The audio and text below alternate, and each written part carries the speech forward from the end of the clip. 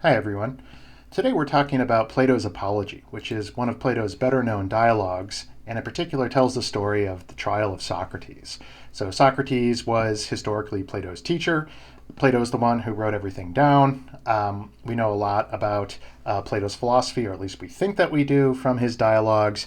Often in those dialogues, Socrates is the main character, so to speak. So in today's lecture, we're going to take a look at a few important points. So first, we're going to talk about what the dialogue format is and how that raises some challenges for how we interpret Plato's writings and how we think about the figure of Socrates. We're going to talk about the notion of Socratic irony. We're going to talk about Socrates' alleged wisdom, which is one of the main issues that Socrates covers in his speech to the jury. And finally, we're going to look at the difference between the examined and the unexamined life. And we're going to consider in particular whether what Socrates says is true, namely that the unexamined life is not worth living, which is quite a strong claim. So first, the dialogues. Plato wrote exclusively in dialogue format. Usually, especially in the so-called early dialogues, Socrates is the main speaker, but not always. There are some exceptions. And in every dialogue, there are additional characters as well who engage in conversation, typically with Socrates. In this case, in the Apology, which, by the way, means defense, so Socrates is offering an apology for his life, or in other words, an alleged defense of his life, to putatively avoid being found guilty for the crimes of corrupting the youth and of supposedly not believing in the gods of Athens. So in a dialogue, you have various characters, sort of like a screenplay, where different characters are talking to one another. The person of Plato never appears in the dialogues as a speaker. He is, in at least one place, mentioned as an observer who was present.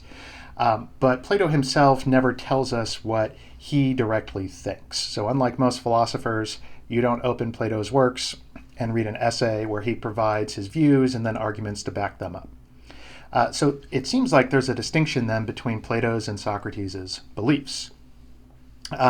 So one question is, how do we know what the historical Socrates really thought? We have pretty limited sources beyond Plato. So Xenophon wrote a bit about Socrates.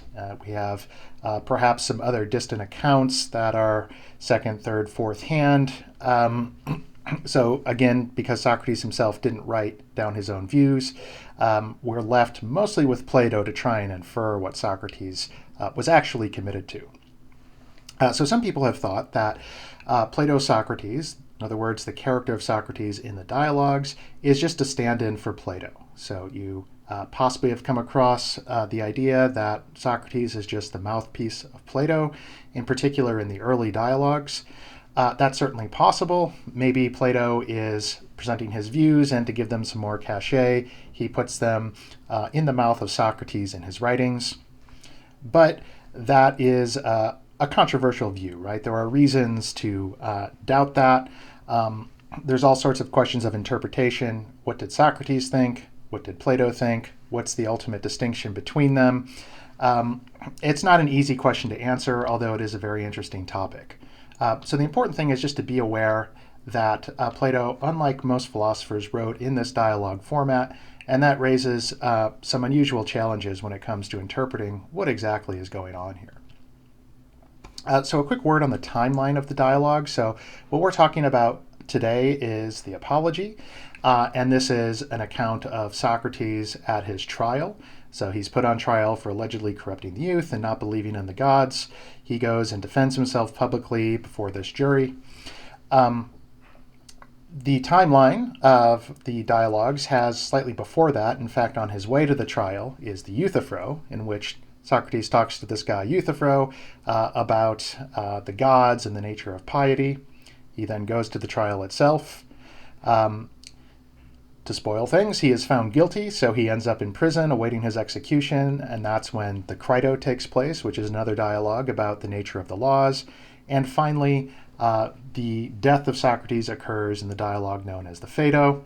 But prior to that death scene, Socrates has a discussion with his friends about the nature of the soul and whether the soul is immortal, and provides various arguments to say that yes, it is. So today we are talking about the Apology. So a bit of the background. As I mentioned, Socrates is on trial for allegedly corrupting the youth of Athens and not believing in the gods. So Socrates defends himself, he's found guilty and sentenced to death.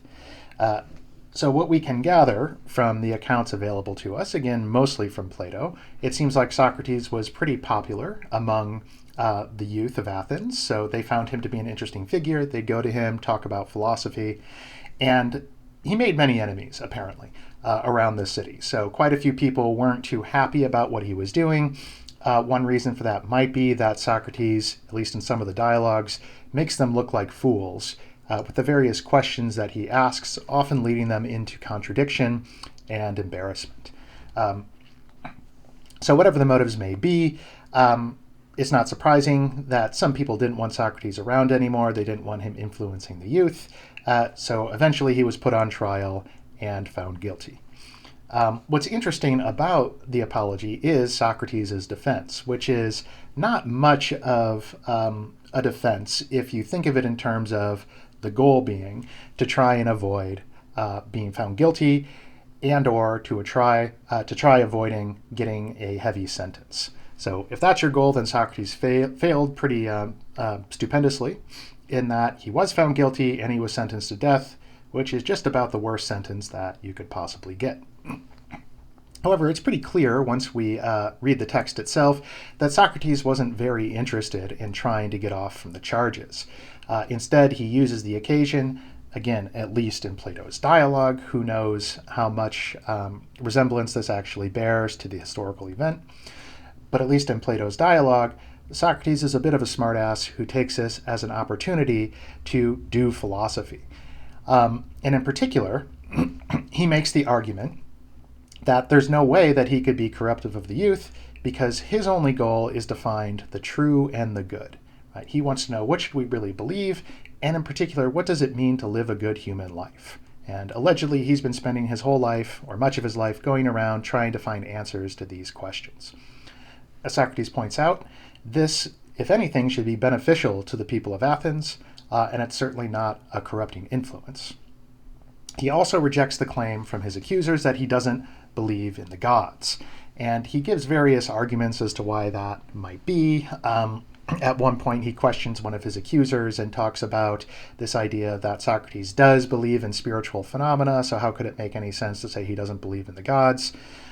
Of course, you might ask, does he really believe in the actual traditional gods of Greek mythology? Yeah, maybe not, right? But at any rate, he at least pretends in this dialogue to say that there's no grounds for thinking he doesn't believe in them.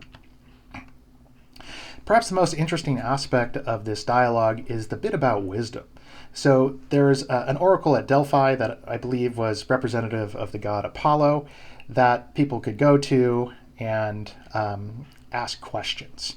And one thing that this guy asked who went there was, who is the wisest person in all of Greece?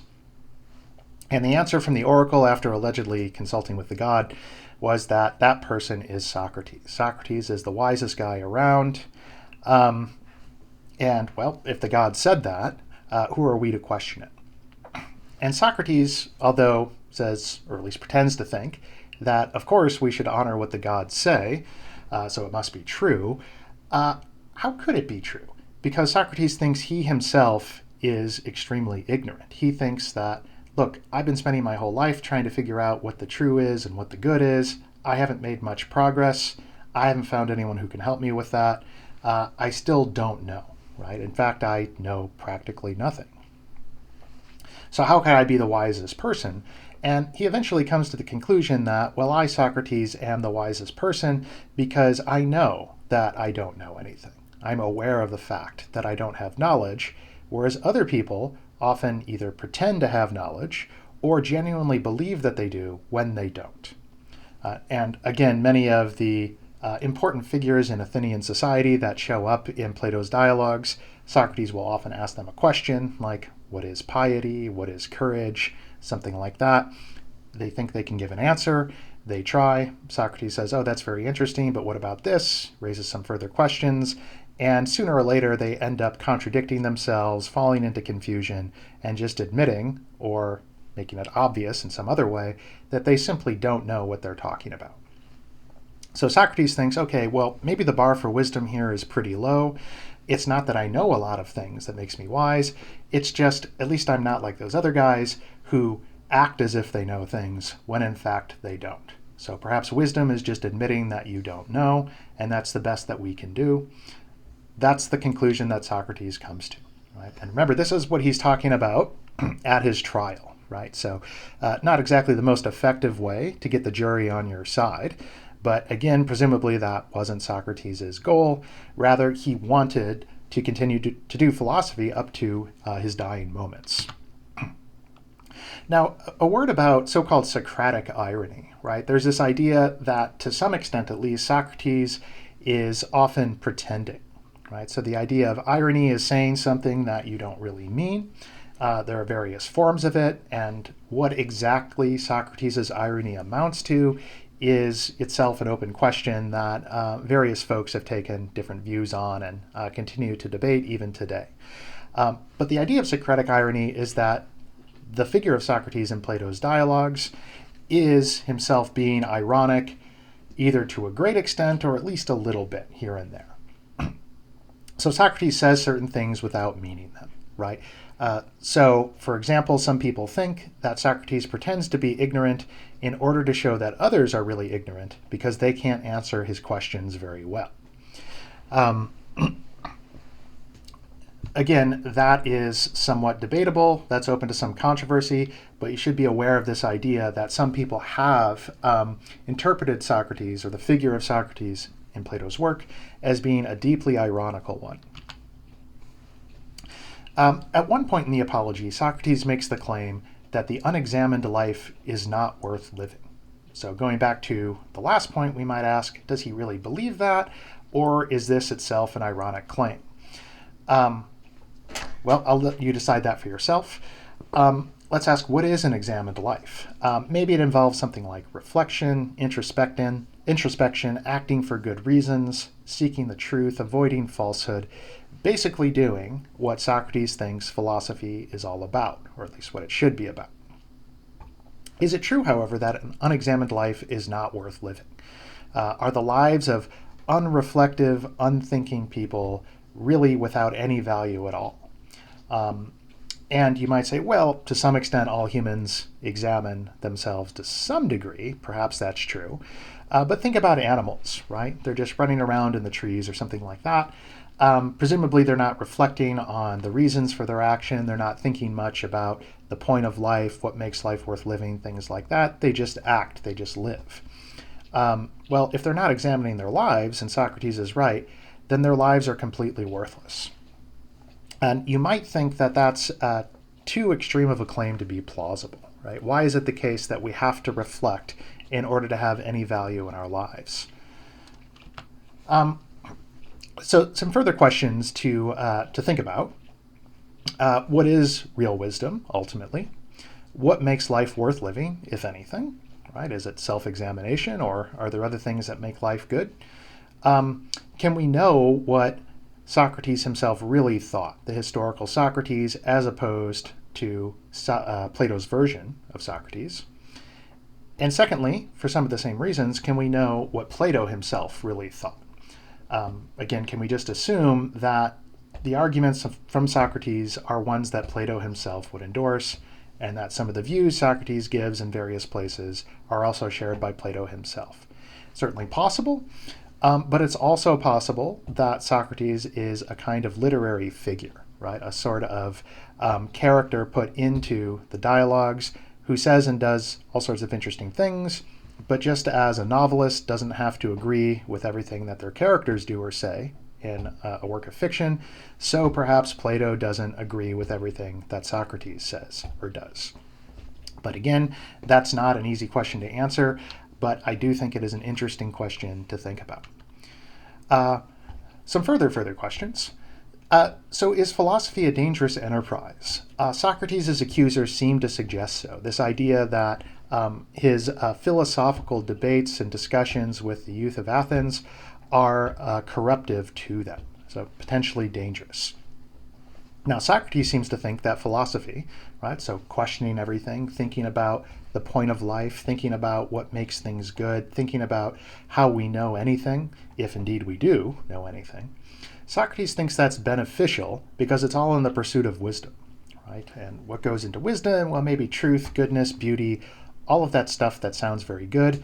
So how could philosophy be bad? If that's its goal, you might think even if it fails to achieve those ends, it isn't doing anything bad, right? It's not causing harm. Socrates' accusers, if we take them at their word, which perhaps they're just acting in bad faith completely, but if there is some sincerity to the accusations, they presumably disagree. And one reason you might think that is perhaps it's just better to go with convention. And so it might be safer to just go with the standard values and beliefs of your culture or your society. After all, they've worked well enough for various generations of people to get along and to survive, whereas philosophy puts everything to question, right? And you might think, for example, if we end up like Socrates and we think that we don't know anything, then how are we supposed to live? What can you do with that, right? It might be that thinking philosophically undermines the very foundations of living a life, whereas simply going with what, say, the important people in Athens say is good, right? How you should live, what you should value, what you should do. That at least, even if it's not ultimately true or not ultimately justified, at least gives you something to work with. It at least gives you a solid basis from which you can live, right? Now, Socrates presumably thinks that, no, the value of truth and the pursuit of it trumps all of that, and that should come first. Maybe he's right, but clearly that's going to be a pretty controversial claim. Okay, so that's all I have on the apology. Just a quick overview of what Socrates is up to. I'll talk to you next time. Bye.